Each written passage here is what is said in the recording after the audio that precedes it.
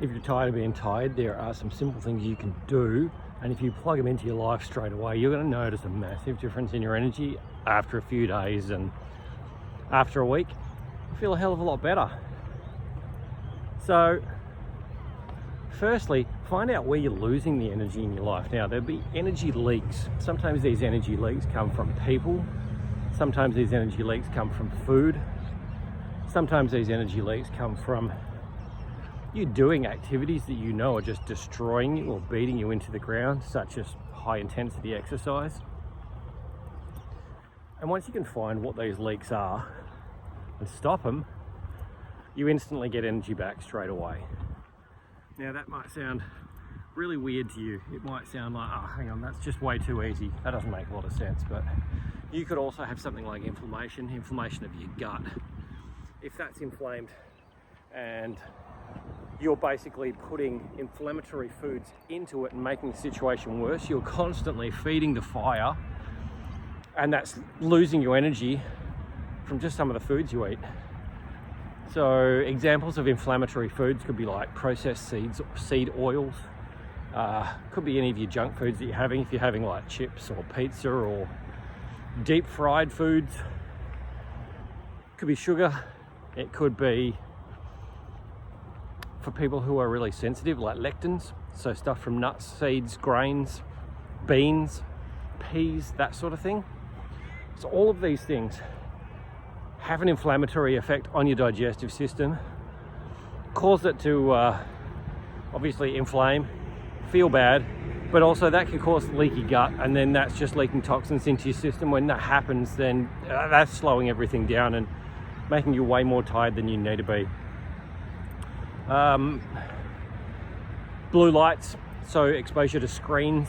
If you're on your phone too much, or if you're on the computer all day, if you're under fluorescent lights, all of those things can be absolutely detrimental to your energy. So you'll see people sometimes wearing those yellow glasses, the blue light blockers. That helps. You can get filters on your phone. I actually run a nighttime filter on my phone all through the day. It gives us a slightly yellow tint, but it does stop the phone from being too stimulating.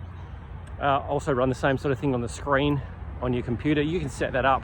Most modern computers have these things built in, so it's really easy for you to plug these things into your life, make it work. Another one is open loops in your brain.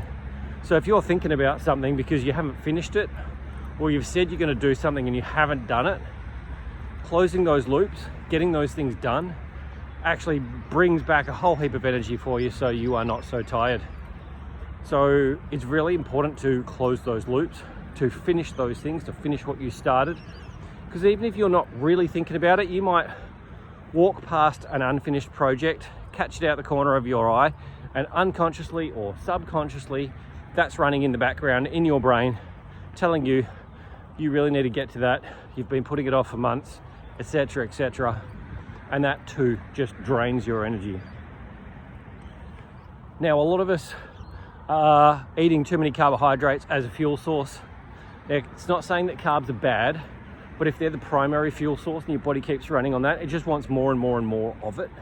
And when it wants more and more, it is basically going to get you craving stuff. If you could get more protein in your diet and fat, especially if you are going to decrease the amount of carbohydrates, increase the amount of protein and fat, you're going to have a whole lot more energy, and you're going to have stable energy throughout the day, which is going to decrease your cravings, stop you from wanting to stop and eat constantly.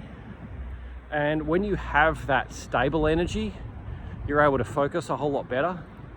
You're able to get a whole lot more done. You don't have to stop and eat constantly. You don't have to worry about snacks anymore because you've got enough. How do you make this work?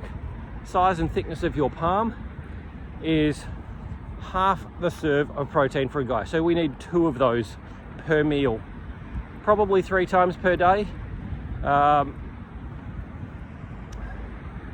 If you can do that, that's going to get you sufficient fuel, so protein and fat quite often. So I talk about protein, let's break it down into meat. If it's steak, you're going to get a good balance of meat, protein and fat with steak. If you're having beef mince, you're going to get a good balance of protein and fat.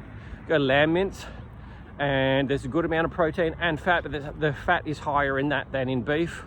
Same thing with eggs. If you go and have eggs, there's a good amount of protein in eggs, but the fat content is a bit higher.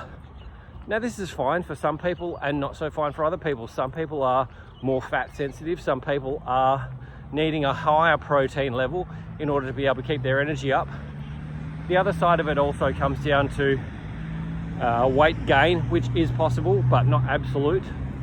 And the other side of things is, if you can get your body to start losing weight, if you're not carrying around 10 extra kilos with you, then that means your body doesn't have to work so hard and you've got extra energy for other activities. So getting more of that protein balance back in your diet, getting your body to work better off protein and fat, and not having quite so much in the way of carbohydrates, it's going to be a whole lot better for you. So if you're going to have your carbs, focus on vegetables, fruits. They're going to be predominantly the better sources. If you need some gluten-free grains, sweet potato, those sort of things, they're probably better at night time for you or straight after your exercise. Like if you've done a strength workout, getting some quality carbohydrates after that are going to help refeed the muscles and keep your energy at a good spot as well. One of the tricks we like to do is the 30-30 protein rule. So 30 minutes after you wake up, 30 grams of protein. It could be like 5 or 6 eggs. It could be steak, chicken, leftovers from the night before, whatever it is.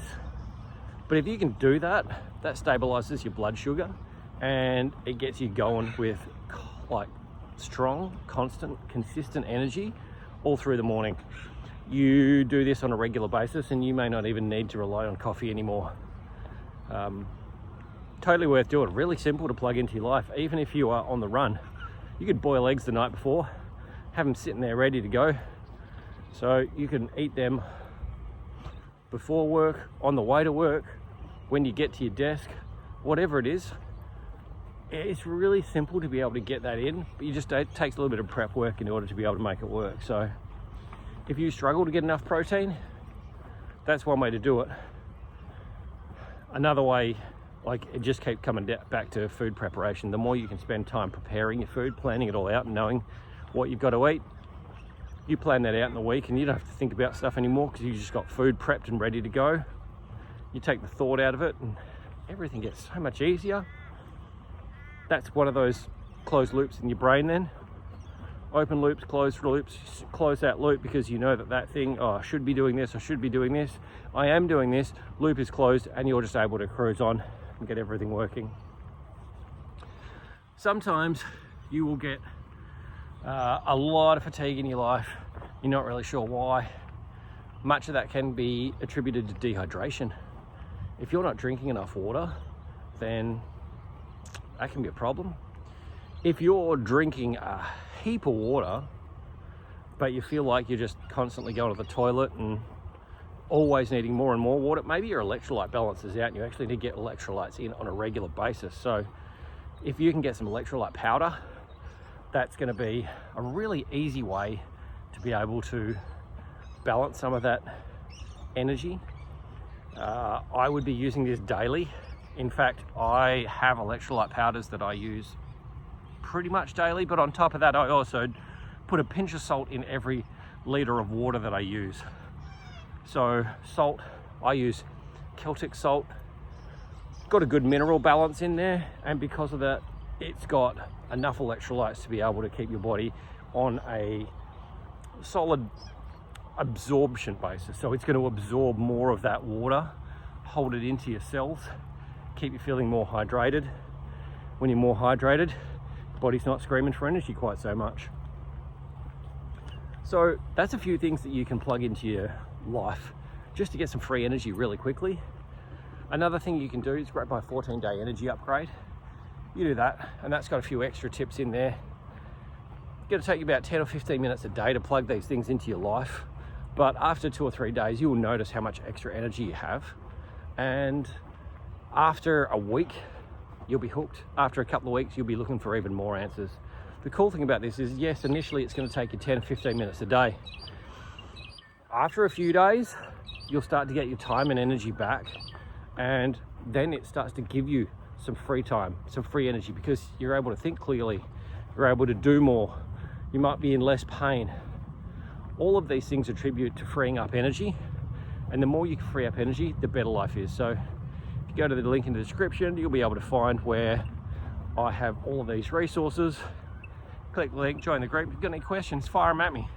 Happy to help. Love to see you with more energy and helping more people in your life. Talk soon.